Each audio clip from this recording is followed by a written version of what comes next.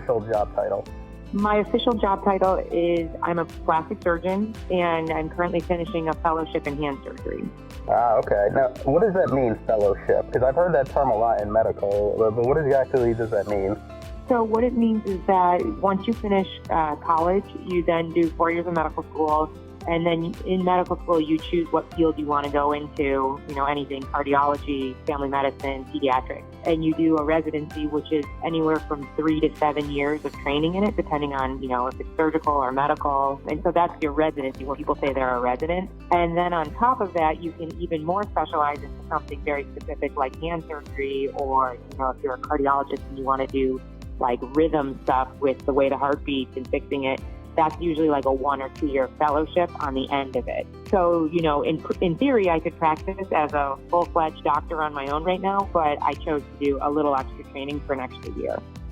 Wow, that's interesting. So even after you go through the 4 years of college and the 4 years of med school, you still have kind of like a training, like I'm assuming you get paid though during that time, right? Like during You do. Okay. Yeah, you do. You're still a doctor, and you can like write prescriptions and take care of people, but you can't practice independently on your own. Simply put, you have to have a supervising senior doctor. And what kind of hospital do you work for? Is it like a big hospital, or is it like a small clinic, or? Yeah, so most training programs, not all of them, but most of them are affiliated with a medical school or a university. And so they're usually decently sized hospital systems that you work for. So right now I work for a academic medical center that's affiliated with a university. So, it's like an 1,100 bed hospital. It's a level 1 trauma center. So people get flown in from all over this region of the United States who have serious injuries that smaller hospitals can't handle. So level 1 trauma, that means like the most serious stuff you guys can handle, or? Exactly. The most serious, the worst car crashes, plane, boat crash, ATV accident, you name it, that they usually triage that stuff to higher level, and level 1 is the highest. Interesting. Is that typically where people will go, like during their fellowship, or can they go to a smaller hospital, or is that not recommended? No, they can go to smaller hospitals, especially if you're doing something like primary care, which would be like family medicine or internal medicine, obstetrics and gynecology, pediatrics, things that are very population-based. Small community hospitals can be great for that training too. And even for some subspecialties in surgery, there's some good-sized community hospitals that have great programs too. It doesn't always have to be, massive university centers, but the higher level kind of crazier cases and wild stuff that happens in medicine you kind of see on TV, those kind of cases are usually found at big academic centers. I'm picturing that your work environment is really like the OR, the operating room, but is that accurate? Is it all operating room, or do you have your own office, or what's the work environment like for you? So the work environment is it's actually a great variety, even across medical specialties too. You really can't avoid it. Everyone has clinic days. Just like coming to see the doctor, everyone comes in and sees you in a clinic setting at some point. So usually people have at least 2 days a week of clinic. And so clinic will be your usual, most people start around 8 a.m. and they finish around 5 p.m. So you have a nice office somewhere, you have a couple rooms, you see patients during the day, and then you leave at 5 o'clock to go home. So that'll be 2 days of your week, maybe even 3. And then for surgery people, the other 2 days or 3 days of the work week will be you come in around 6 a.m. to the hospital or your surgery center, and you do the surgical cases that you sign people up in clinic for. Or people you see when you're in the hospital that you get consulted for, you end up doing their surgery in the hospital on those days. Now, when you're doing your clinic days, is it all surgery people? Like, are you seeing people because they may need surgery, or are they just general medical patients? So our medical colleagues usually do a great job filtering patients for us. So in general, most people go see their primary care doctor or their family medicine doc and tell them what's going on. And the family med doctor has a kind of peripheral view of what they think might be going on, and they refer them to a specialist. So in my clinic, it's mostly all people who have been referred by another doctor who have an issue in my case, they have an issue with their hand, and there's a strong suspicion they may need surgery to fix that issue. But not everyone who comes in ends up getting surgery. Sometimes we see people and their problem can be fixed with medicine or hand therapy. They don't all end up in the OR. But in general, most people who come to see a surgeon end up getting surgery at some point. So now, when you went to actual college, what did you major in? So I majored in neuroscience, but that was just kind of, I guess, lucky for me that it just aligned with wanting to go to medical school. But for people who are interested in being doctors or even PAs or nurse practitioners, nursing's a little different, of course, because you go to nursing school for that. But you don't actually have to be a science major to go into medicine or the medical field. You can be anything you want. So I started out as a finance major. I just didn't like it. And then neuroscience to me was just really interesting. And I had great professors in college for it. And so I ended up doing that as my major. Gotcha. So you didn't start college that you wanted to be a surgeon or even a doctor when you first started college? Right. No, I didn't. When I first started college, I wanted to work in finance or go to law school or just do something totally different. And then, like I said, I just took one class my freshman year. It was a neuroscience elective, and I just really loved it. So that was the changing point in my life. So I left high school wanting to do something non-medical. And then when I got to college, I realized that I like neuroscience. And then, inevitably that path leads you. If you like a science major, most people either end up in engineering or they end up going into medicine of some sort. Now, why did you specifically decide to go into hand surgery? It's just a really interesting field. The cases are very unique. The anatomy is very small. The hand is one of the most injured parts on the body, so people are constantly breaking their wrist, breaking a finger, or unfortunately losing a finger. And they're kind of fun cases. You're putting someone who's broken back together. So people who like mechanics and engineering and building things would like the idea of hand surgery because you're kind of putting back together a highly functional machine on the hand. And the outcomes are pretty good. People who break their wrist, they usually go on to live a pretty good life using their wrist with no problem.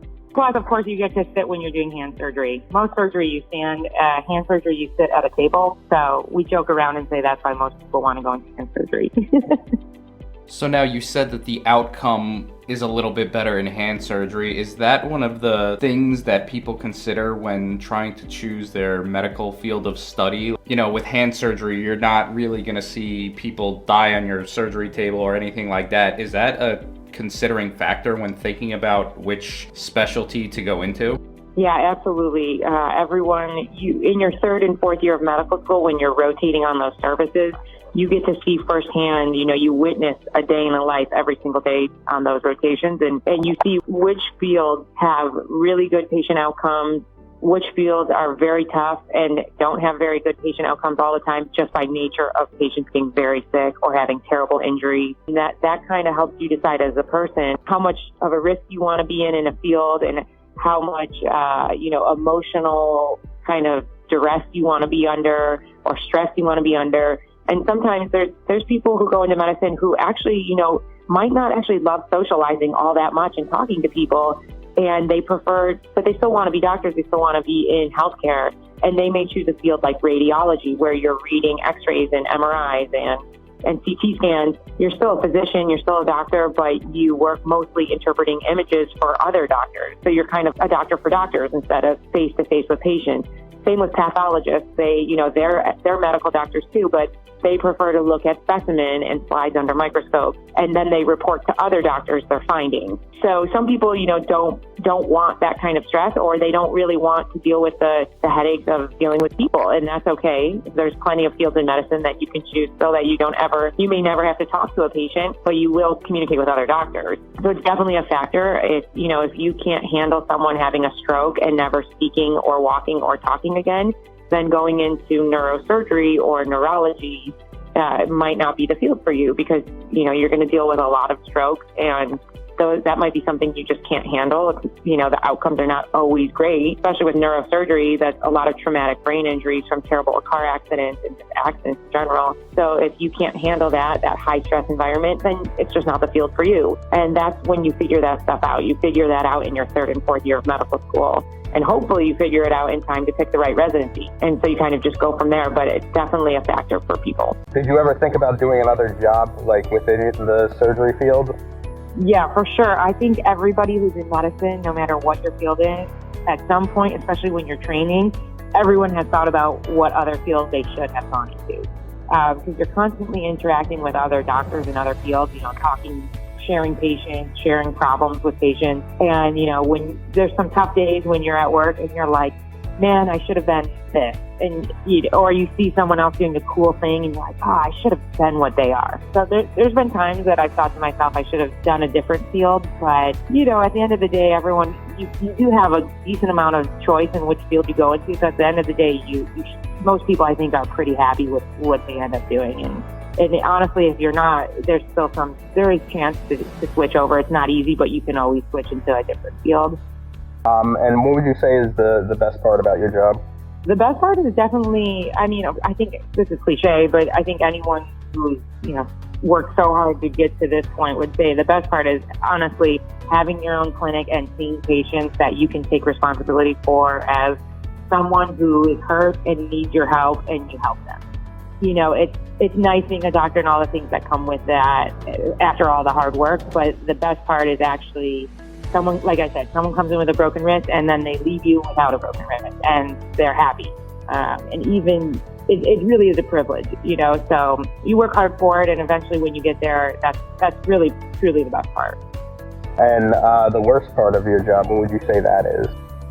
Well, probably the alternate side of that is that you work really hard to get to the point to take care of people. And unfortunately, in our country, probably maybe a little more than some others around the world, there's times that people don't really appreciate everything you're doing for them. And that makes the day a little bit harder when people don't appreciate your effort. And there's a little bit of entitlement in our country with medical care. And, people don't always listen to your recommendations. They don't listen to you telling them how to fix their problem. And so when that happens, it can be very frustrating. You feel very underappreciated. So that's probably the worst part. I think a lot of doctors would probably tell you the worst part of their job right now is the EMR, electronic medical record, because it adds hours and hours to your day. Even when you go home and you should be with your family, you're writing notes and putting orders in and answering messages. And the EMR is very, very time consuming. But, I think in my generation and people coming up below me, we're great with computers and pretty tech savvy. So that doesn't seem to really bother me as much as it bothers older doctors. See, now, for some reason, I thought that you would have an assistant or a nurse or somebody else doing all the paperwork, but I guess if you're the one doing the actual surgery and evaluating the actual patients, I guess you kind of have to do that sort of work. Is that accurate? Yeah, and legally you're on the hook. So every note that gets put in and every prescription you sign, the only person that it can come back to is you. So. Oh, okay. So if you have an assistant do it and they mess up, it's on you, not them. Exactly. Yeah. Very interesting. Is there any skill or ability that somebody should have if they wanted a job like yours? Well, definitely because it's a long haul. It's a lot of years of work. You definitely have to have grit. You got to be gritty, have perseverance, to hang in there because there's a lot of bad days, bad exams, bad courses. You get rejections from schools, you get rejections from residencies. So obviously book smarts help because if you can get through the coursework, that makes it a little easier. But it's not just for the geniuses and people, at the top 1% of every class who can go to medical school. It's really just about having the skill to be determined and have that grit that you're willing to work harder than everyone else to get there, even if you're not the smartest guy in the room. And I think that's a big misconception about medical school is that, a lot of kids put themselves down and say, I could never do that. But it's really just about perseverance and having the grit to keep going. Because eventually a lot of people will fall away and change their mind and become something else. And the number of people trying to become doctors gets smaller and smaller and smaller. So even people who aren't necessarily the smartest people in the world, everyone has a chance if you're just willing to work hard.